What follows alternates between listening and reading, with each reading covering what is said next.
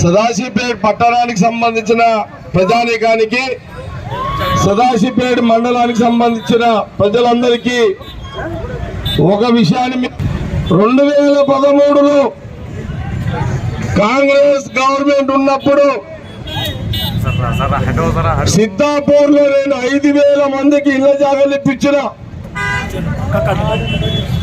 సిద్ధాపూర్ సదాశివపేట శివాలో సిద్ధాపూర్ లో 5,000 మందికి ఇళ్ల జాగాలు ఇప్పించిన 2014లో నేను ఓడిపోవడం జరిగింది. అప్పుడు టిఆర్ఎస్ గవర్నమెంట్ ఇక్కడ టిఆర్ఎస్ ఎమ్మెల్యే ఉండే ఇక్కడ 2014లో నేను ఇచ్చిన 5,000 మంది ఇళ్ల జాగాలకు ఆ రోజు సిద్ధాపూర్ లో అందరికి రాళ్ళు వాతే పొజిషన్ ఇచ్చిన. కానీ అప్పుడున్న టిఆర్ఎస్ గవర్నమెంట్ ఇక్కడున్న టిఆర్ఎస్ ఎమ్మెల్యే వాళ్ళందరినీ 5,000 మందిని జాగా ఇచ్చి ఎలగొట్టిండు. మీ ఊరోడు ఎలగొట్టిండు, మీ ఊరోడు ఎలగొట్టిండు. నేను ఒక మాట చెప్తున్నా, సదాశివపేటలో ఈసారి కాంగ్రెస్ గవర్నమెంట్ వస్తున్నది. మళ్ళా 5,000 మందికి ఇళ్ల జాగా సర్టిఫికేట్ ఇచ్చిన వాళ్ళకి జాగా చూపెడతా, అదే జాగాలో వాళ్ళని కూర్చోబెడతా. डरने का सवाल ही नहीं, हम किसी गुट को डरने वाला नहीं होते, हम हुकुम करने वाले हैं, हम जुल्म करने वाले नहीं होते. మేము దాడి చేస్తాం కాదు.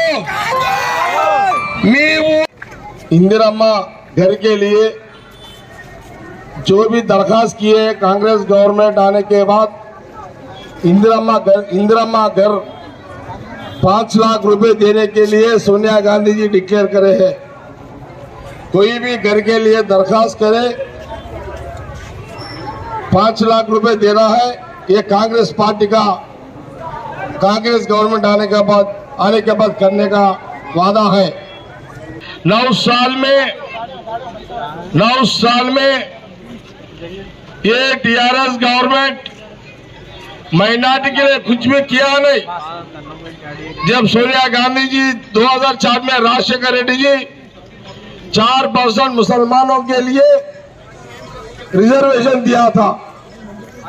बाद में 12% जो 2014 में केसीआर बोला था मुसलमानों के लिए 12% दूंगा, वादा किया था, मगर वो वादा वैसे रुक गया. उन्हें केसीआर 9 साल में ये बात बोला था. मैं कांग्रेस पार्टी को ये सवाल पूछा हूँ, मुसलमान भाइयों के तरफ 12% के लिए आपके जो एमपी थे मुसलमान वोटों से जितने भी एमपी बने टीआरएस के पार्लियामेंट में 12% मुसलमानों के लिए, मुसलमान बच्चों के लिए कई को नहीं लड़े मोदी के खिलाफ. अभी भी तेलंगाना में यही चल रहा है भाई. केसीआर पीछे बीजेपी चाल चल रहा है. या बीजेपी जो बीजेपी के मोदी बीजेपी के अमित शाह वो लोग का ये बात है कि अभी तेलंगाना में कांग्रेस हुकूमत नहीं आना, टीआरएस आए तो भी अच्छा रहता, मगर कांग्रेस नहीं आना तेलंगाना हुकूमत बोल के बीजेपी वाले तेलंगाना हुकूमत आने का मौका नहीं है, इसलिए इधर कांग्रेस नहीं आना. इसलिए